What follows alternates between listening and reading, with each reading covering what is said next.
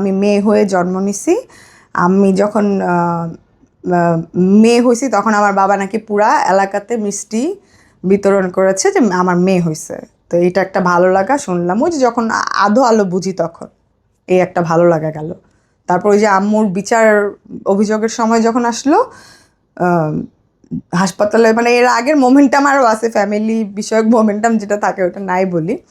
জন্ম যখন নিছো তখন তো আমার হাসপাতাল থেকে ছুটায় নিয়ে আসতে হয়েছে, আমার হাতে যত আংটি ছিল সব আংটি টাংটি স্বর্ণ বিক্রি করে হাসপাতাল থেকে ছুটায় আনতে হয়েছে।